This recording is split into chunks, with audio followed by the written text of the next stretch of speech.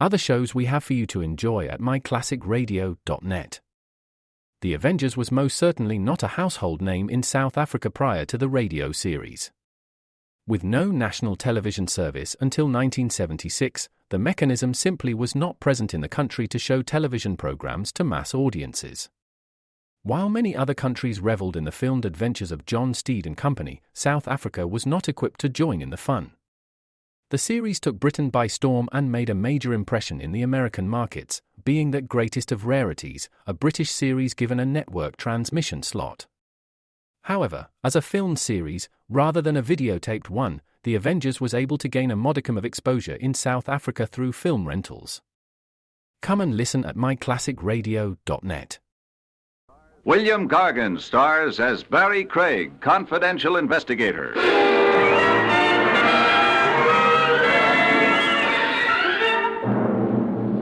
Overexertion can be dangerous, folks, but no exercise at all is even worse. Complete inactivity can only mean you're either muscle-bound or dead.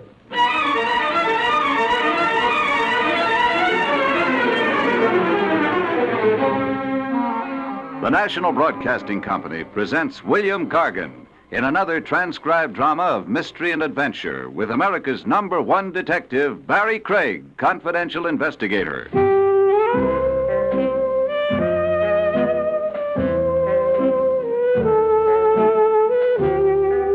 Barrie Craig speaking. Every profession has its system of reciprocal favors among colleagues. A doctor consults a fellow practitioner. Lawyers put their heads together. And even private police operatives requisition each other's time and brainpower. The colleague and competitor who sought my aid one fine day was a chap named Max Marcy. Marcy operated a one-man investigation agency a half-mile from the dump I call my own. Not too young, Marcy, along in years. Ready for retirement, but too poor to afford it. I'm 35 years in the business, Craig. I'm afraid there's only one way I know of to quit. Feet first, huh? In a pine box, yes. What keeps you coppering, Max, when you could be riding a rocking chair? The same thing that started me working 3 decades ago. Food, shelter, and the high cost of government? A livelihood, yes. Nothing socked away, Max? Oh, maybe $500 in war bonds. Not much for a lifetime in harness. You know, there's an old axiom, Craig. Yeah, it's up there on my wall, reading Cops Die Broke. Work for me, Craig. On what? The man I frankly find impossible to locate. For 3 weeks now, I've used every trick I know, every avenue. His name? Anatole Barber. The only clue I have is that he was once a rug dealer. A rug dealer? Oriental rugs. 15 years ago, he had a store on 3rd Avenue. Cold trail, huh? Cold like ice. Who assigned you to look for Anatole Barber? That information is confidential. I understand. Client doesn't want his name bandied about. So you're really stuck, huh, Max? Oh, not so much stuck as... As? Sick.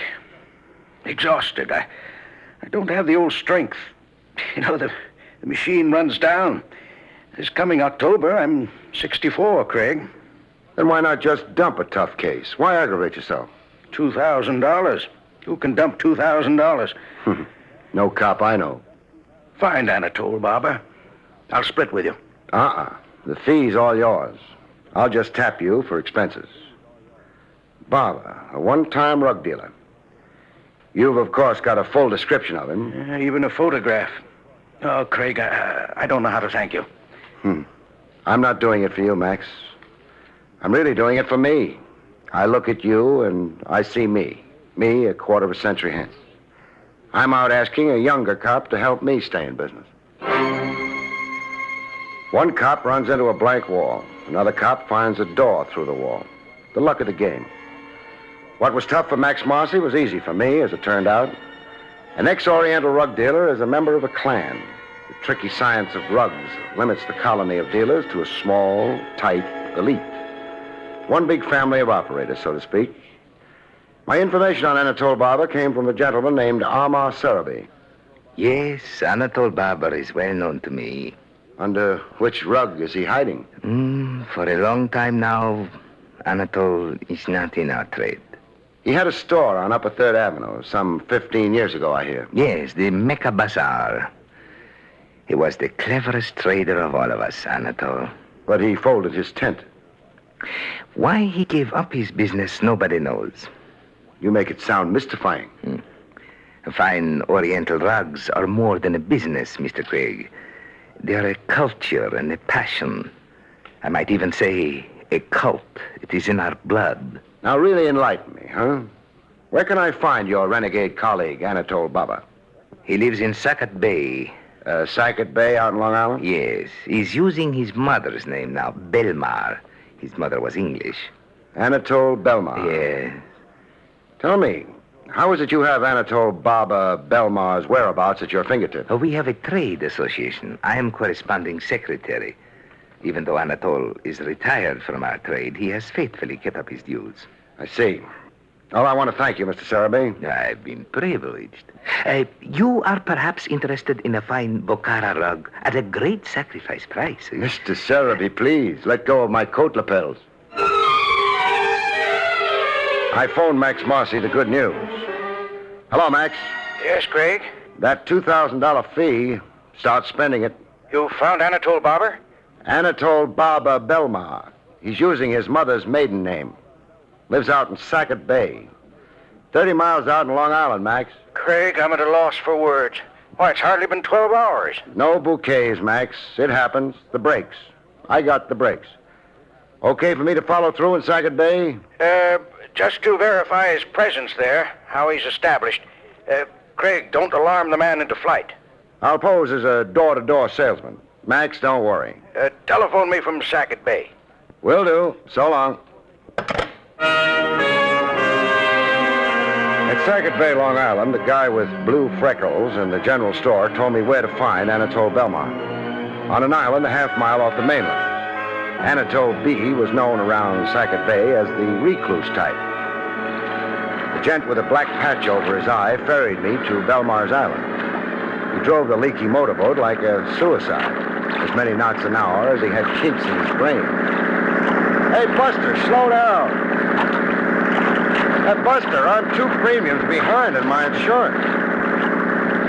No answer. Either a deaf mute or not the talking type. I found a suitable prayer and began to mumble it. Belmar's Island had overstuffed seagulls on it the size of vultures. It also had a shack. A shack put together with paper, paste, and wire. I knocked politely. Oh, Anatole Belmar. No answer. I did the impolite thing. I just walked in. Inside, I again did the polite thing. I removed my hat. You generally do if you've got visiting manners. You even make a special point of remembering to remove your hat in the presence of the dead. How dead was Anatole Belmar? Dead beyond recall. He was hanging by his neck from a beam 8 feet off the floor.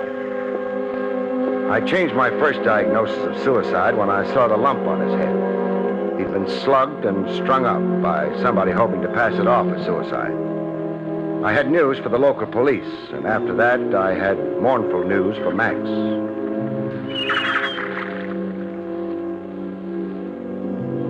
Back in Manhattan, USA, I gave Max the mournful news. Funny thing, though, Max wasn't too surprised. All day today, I anticipated just what you've now told me, Craig. You guessed I'd find Anatole Barber. Barber owed him $10,000 from an old business investment. He wanted to locate Barber so he could file civil suit. Fish story. A lie, yes, surely a lie. Max. Yes, Craig. The sad truth is, in finding Anatole Barber, you gave an unwitting assist to a murder. Also, to give credit where credit is due, so alas did I. We were fingermen. One other thing, Max. What? This alias Alan Merritt. Even with the traceable signature on that retainer form no longer worrying him, he's still got a loose thread dangling. A thread that can become a hangman's noose. What thread? You two ever come face to face? You can identify him. I can, yes. Are you reading my mind, Max? Yes. This alias Alan Merritt, to really be safe, he he must also kill me. That chance meeting, face to face, somewhere, sometime, fate's little irony. Your client must right now be fretting over it. He'll try to kill you, Max, and that puts us right back in business. Or puts me in a grave. To get at you, he's got to show himself. He shows himself, and I nab him. Craig, What, Max? after you make the arrest, please see that Max Marcy gets a decent burial. A hearse drawn by 16 prancing chorus girls, Max. I make you that promise. In due time, the attempted murder of Max Marcy, Private Eye, came to pass. On a quiet street in the noonday sun, Max leaning conspicuously against a store window reading a newspaper, and yours truly deployed across the street, waiting and watching. The attempt came like a clap of thunder from the sky. Max was just a wee bit hysterical. Craig, look how close the bullet came. Here, see the crown of my hat. A hair singe is beneficial, Max. Helps prevent premature baldness. Craig, don't joke. If I didn't joke, I'd cry. He escaped you? Totally. He was staked out somewhere on one of the roofs. On that, frankly, I never figured. Now what? Well, we line up a second try at you. I'll have the roofs covered this time. All the men Lieutenant Trav Rogers over at police headquarters can spare. Sorry to do this to you, Max. The unfortunate thing about murder is you can't always predict where and when it will take place. We had cops staked out on roofs, Max sunning himself on the open street every day for a week. But when the second attempt on Max finally came, it came out of left field. It was in Max's office. In the afternoon heat, summer heat that dehydrated you every 10 minutes. I watched Max idle over to his filtered water cooler. I watched Max pour himself a drink. 10 seconds later, I watched Max turn colors. Craig, Max, what's wrong? Craig, I'm poisoned. Max!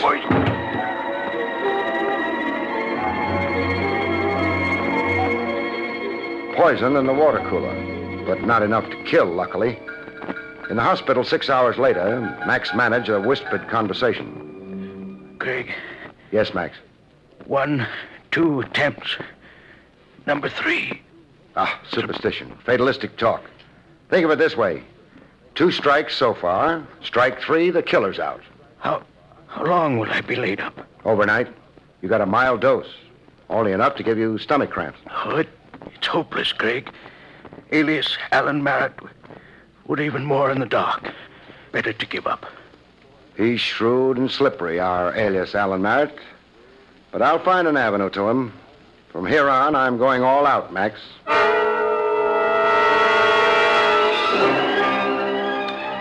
For utter lack of a lead, I did next best to the aimless thing. I stopped in to admire oriental carpets in the shop of my original contact, Amar Sarabi. Yes, I have heard the sorrowful news. Police check disclosed no next of kin, no relatives.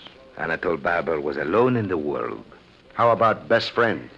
Anatole Barber turned friendships away. He was suspicious and secretive. How about lady friends? Ladies? No, I do not think. Oh, come on. Even a suspicious and secretive recluse has some male ego. Some passing interest in the opposite sex. There was a woman.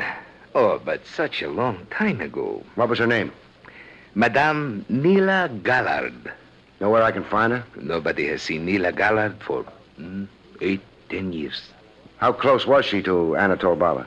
All I know to say, she worked in his store, the Mecca Bazaar. They would work together, take their meals together. Sounds chummy enough. Say, Sarabi. Yes? Anatole Barber's burial. The police have it scheduled for the day after tomorrow. A Potter's Field burial under the auspices of the city. Oh, this is regrettable. I shall see that the association extends the honors due him. That is to say, pays the bills for the funeral. Oh, that's fine, but keep that quiet. What I want you to do is spread the word around that a kinsman's being given an obscure pauper's burial. Create sentiment and sympathy. Make old friends and business associates want to pay their last respects. Give Anatole Barber a decent send-off. You think Neela Gallard will hear this and come to the funeral, huh? I hope Neela Gallard will put in an appearance.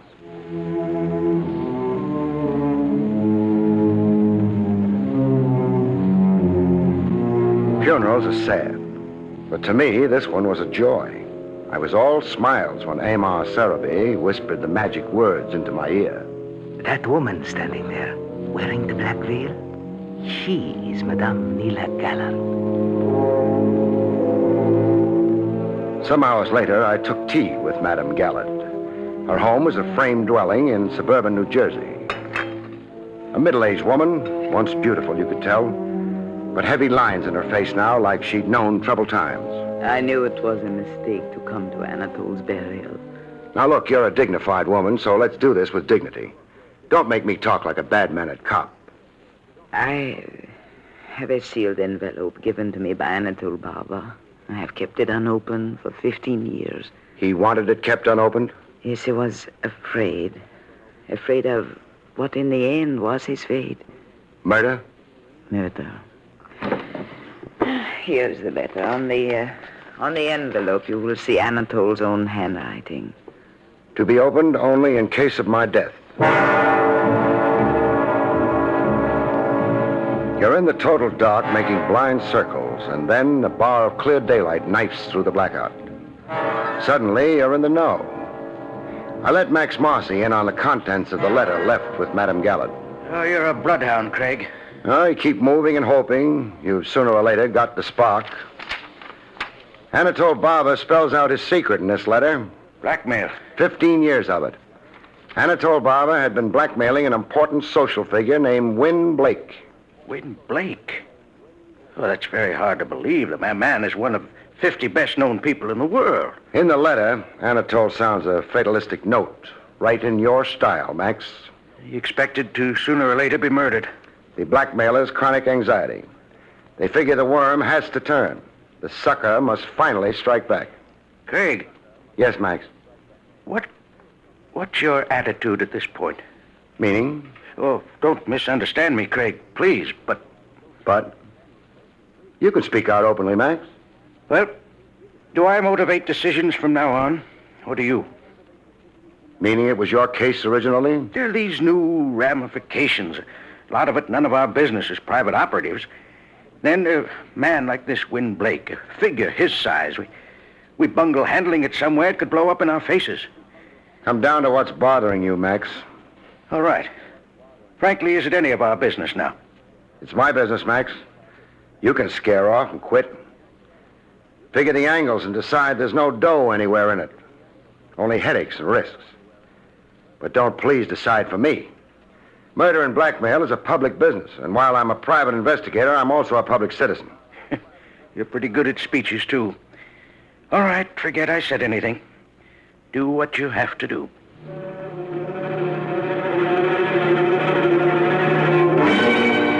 What I had to do was go see Win Blake, which I did. The Blake house was not only upper class, it was the top story of the upper class.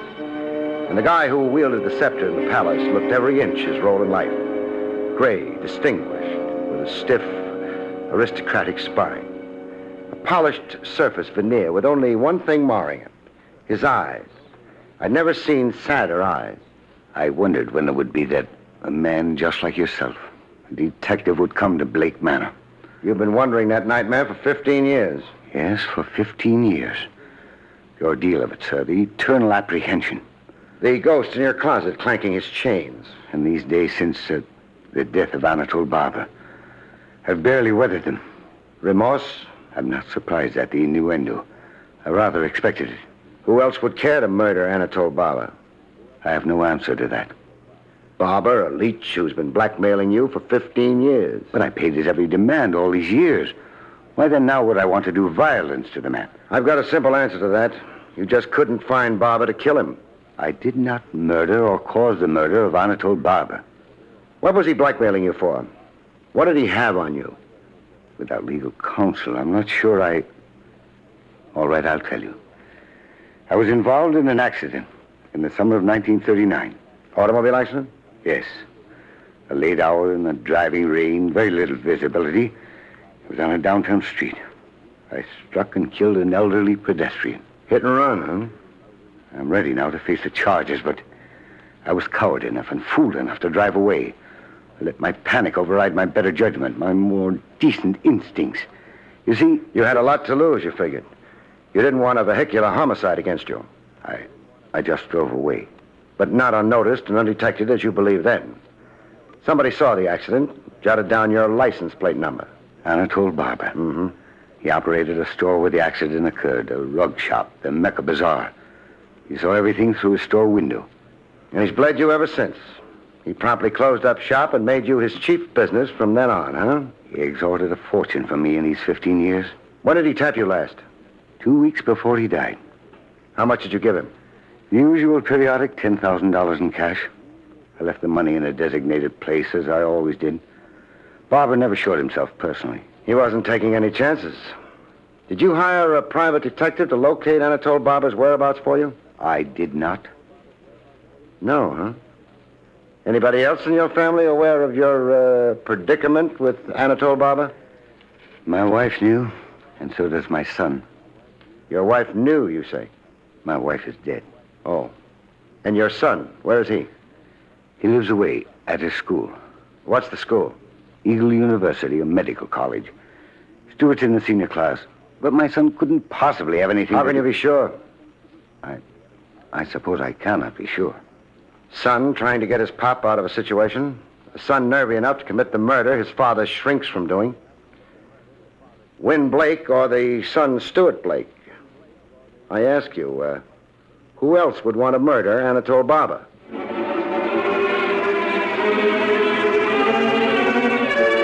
so Barrie Craig went to college.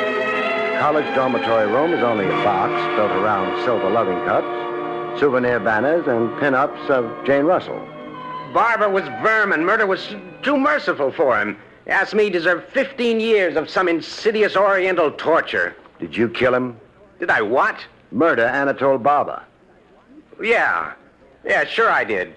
He had it coming, and I gave it to him. Nice try, Sonny. Try? Try at taking the heat off your father. My father? Look, Dad hasn't got the moxie for the job done on Anatole Barber. But you have, huh? I say I killed him, so let's not beat that question around anymore. Okay, we'll bypass that question for the time being. Now answer me this, and truthfully. Did you hire a private detective to track down Barber? I hired Max Marcy. Or do you doubt that, too? Well, proof could help. Proof, huh? Sure, wait a second. Here. Here's your proof. A receipt. That's right, for $300, a retainer initialed MM. My down payment to Max Marcy for his services.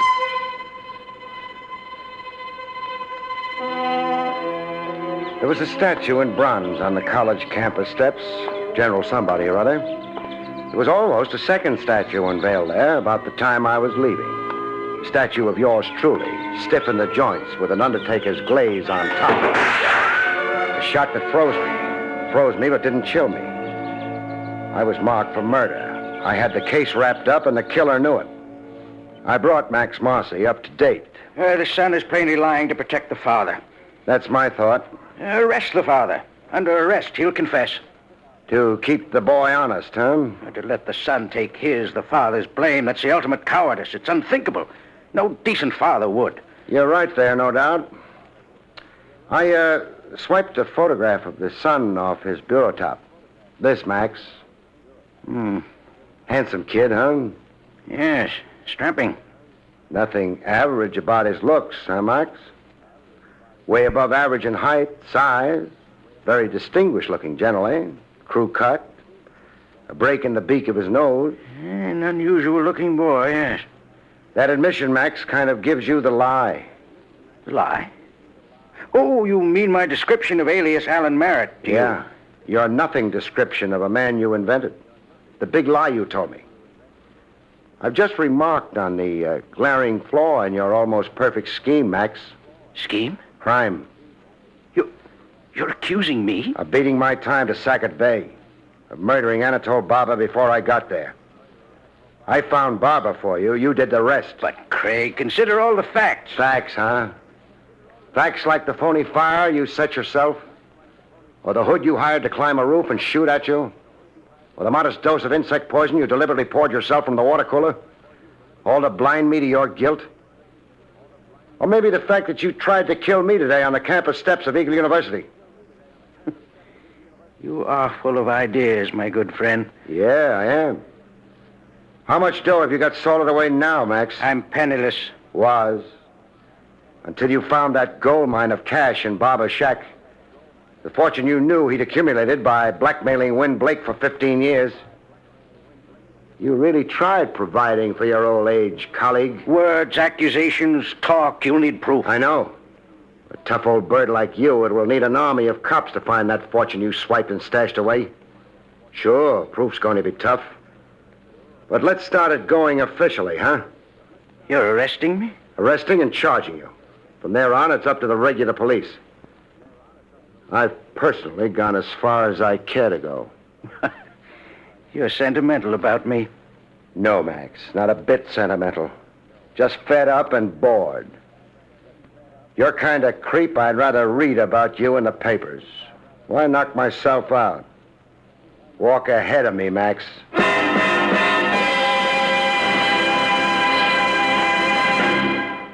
You have been listening to William Gargan in another exciting transcribed mystery drama from the adventures of Barrie Craig, confidential investigator. Tonight's story, Blood Money, was written by John Robert. Next week, our story is titled Hay is for Homicide, about which Barrie Craig has this to say. Next week's story is titled Hay is for Homicide. And the reason for this has something to do with a hayride and a farmer's daughter. With that combination, how could it help being, murder? Good night, folks. See you next week.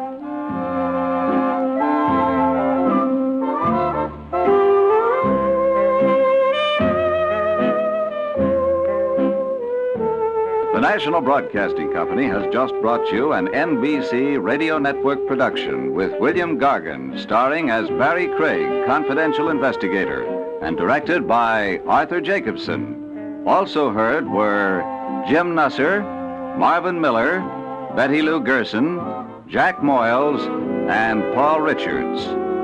John Lang speaking.